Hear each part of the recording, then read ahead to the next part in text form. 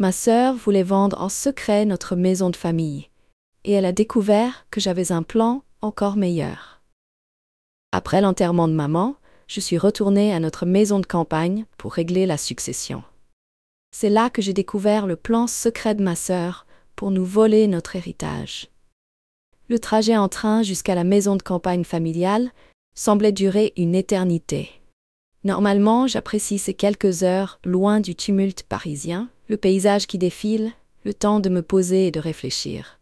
Mais cette fois, le cœur serré, l'estomac noué, chaque kilomètre me rapprochait inexorablement d'une réalité que je redoutais affronter. Maman était partie, et avec elle, une partie immense de notre famille, de mon enfance, de moi. La maison, cette vieille bâtisse en pierre blonde aux volets bleus délavés, avait toujours été le cœur battant de notre famille. Les étés interminables, les Noëls enneigés, les anniversaires bruyants, tout se passait là-bas. Maman l'avait aimé, passionnément, entretenu avec soin, rempli de rires et de souvenirs. Elle disait toujours que cette maison avait une âme, qu'elle nous protégeait, qu'elle était le témoin silencieux de nos vies.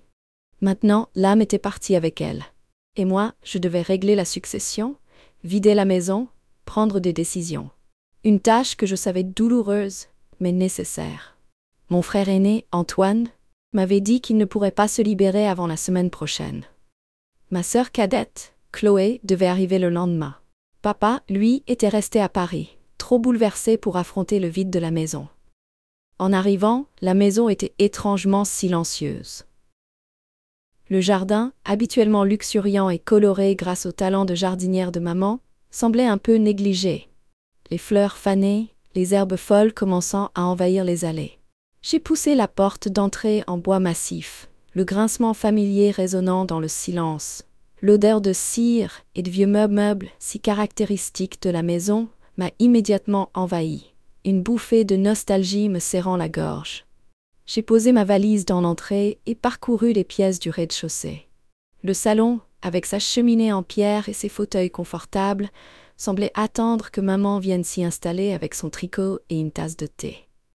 La cuisine, avec sa grande table en bois où nous avions partagé tant de repas de famille, était d'une tristesse infinie. Chaque objet, chaque recoin me rappelait un souvenir, une anecdote, un moment partagé avec maman. Le soir, après une longue journée passée à ranger quelques affaires et à trier des papiers, je me suis préparé un dîner frugal. Assis seul à la grande table de la cuisine, le silence de la maison pesait sur mes épaules. Je me sentais terriblement seule, perdue sans la présence chaleureuse de maman. J'ai repoussé mon assiette à moitié pleine, incapable d'avaler une bouchée de plus. C'est en montant à l'étage pour me coucher que j'ai remarqué quelque chose d'étrange. Sur la commode de la chambre de maman, au milieu de ses photos et de ses bibelots, il y avait une enveloppe blanche. Une enveloppe que je n'avais jamais vue auparavant. Intriguée, je l'ai prise et l'ai ouverte. À l'intérieur, une liasse de papier. Des documents légaux. J'ai commencé à lire, le cœur battant de plus en plus vite. C'était un mandat de vente. Un mandat de vente pour la maison. Notre maison de famille. Et le nom du vendeur, Chloé. Ma sœur. J'ai relu le document, incrédule. Un mandat de vente signé par Chloé quelques jours seulement après l'enterrement de maman. Sans en parler à Antoine, sans m'en parler à moi, sans en parler à papa. En secret. Derrière notre dos. La colère a commencé à monter en moi, sourde, violente, dévastatrice. Comment avait-elle osé? Comment avait-elle pu envisager de faire une chose pareille? Vendre la maison de maman, notre maison de famille, comme ça, en cachette, sans même nous consulter. J'ai passé une nuit blanche, incapable de dormir, les pensées tourbillonnant dans ma tête. La trahison de Chloé, la mémoire de maman souillée, la maison menacée. Je me sentais à la fois furieux et terriblement blessé. Comment ma propre sœur pouvait-elle être aussi cupide, aussi insensible?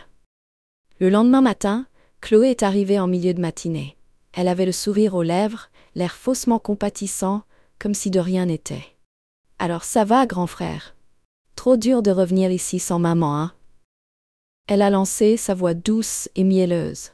J'ai respiré profondément pour essayer de garder mon calme. « Chloé, il faut qu'on parle. J'ai trouvé ça hier soir dans la chambre de maman. » J'ai sorti le mandat de vente de ma poche et je le lui ai tendu.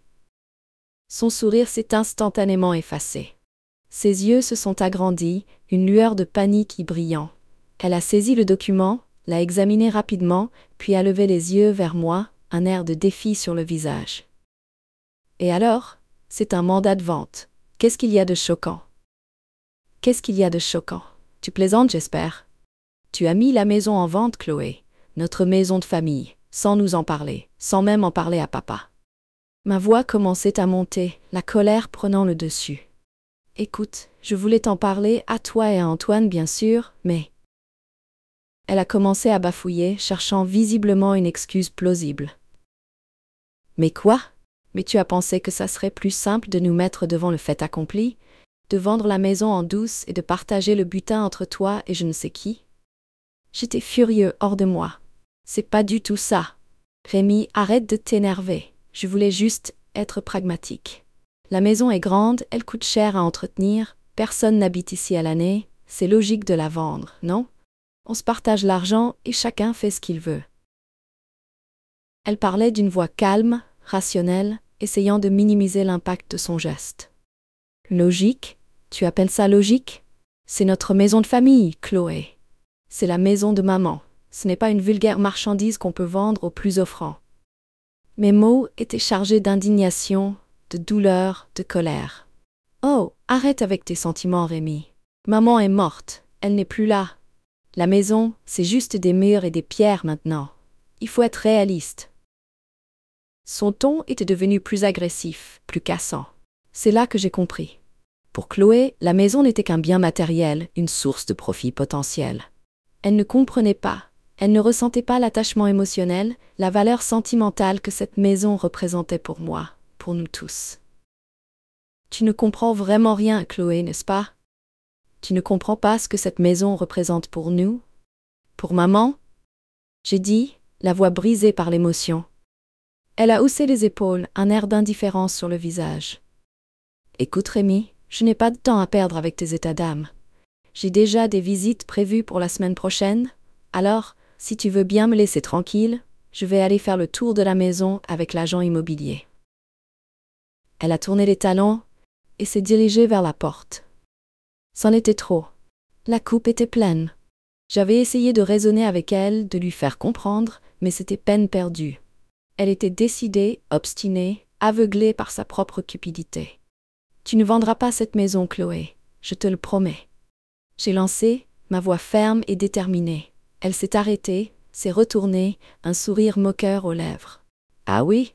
Et comment tu comptes m'en empêcher, grand frère? Tu vas te battre contre moi?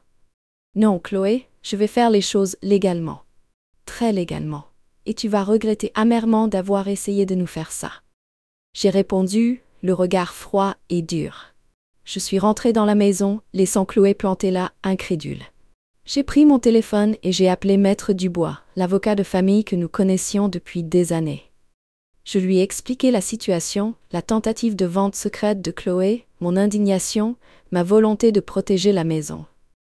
Maître Dubois a été choqué d'apprendre la nouvelle.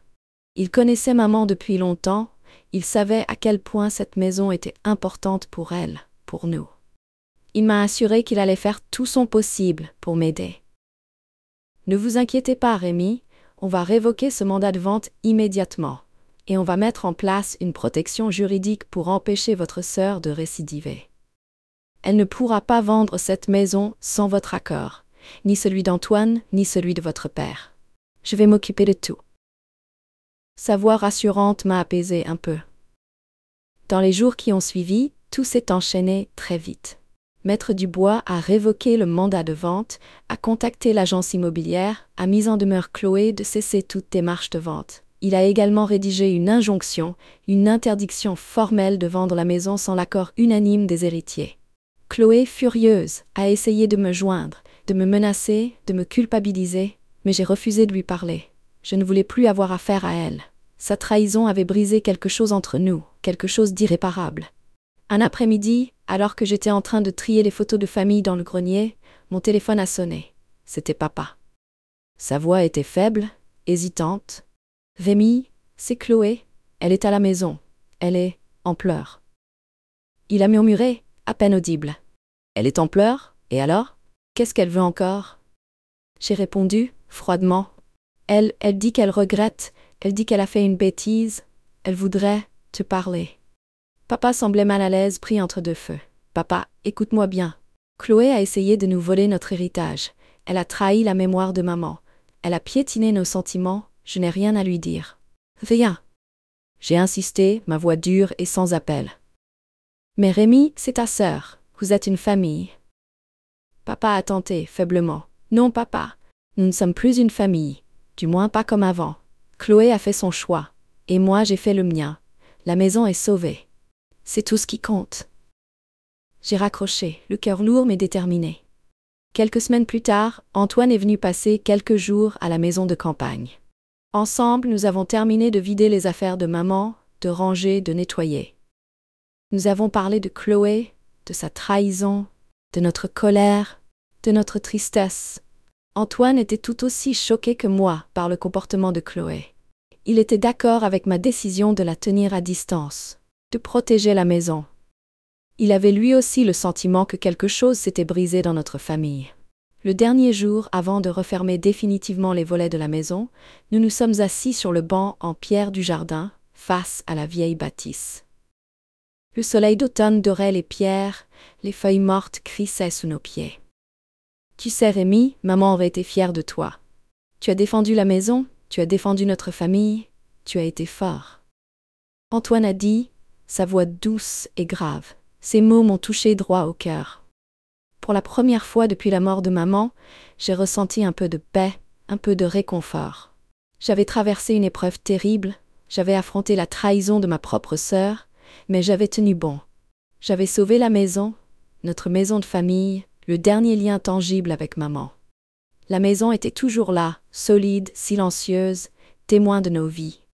Et même si l'âme de maman nous manquait terriblement, je savais qu'elle continuerait à nous protéger, à nous rassembler, à nous rappeler les plus beaux moments de notre histoire familiale. Peut-être qu'un jour, le temps et le pardon apaiseraient les blessures, cicatriseraient les rancœurs. Mais pour l'instant, l'important était que la maison soit sauvée. Et ça, c'était ma petite victoire, ma façon à moi de faire face à la douleur, à la perte, à la trahison. Une Uno reverse card, comme on dit, pour reprendre l'expression à la mode. Chloé voulait nous mettre dehors. Elle a juste réussi à se mettre hors jeu elle-même, et à nous rappeler douloureusement la vraie valeur des liens familiaux, au-delà des considérations matérielles et de la cupidité. Une leçon que j'espère, au fond, elle finira par comprendre elle aussi un jour.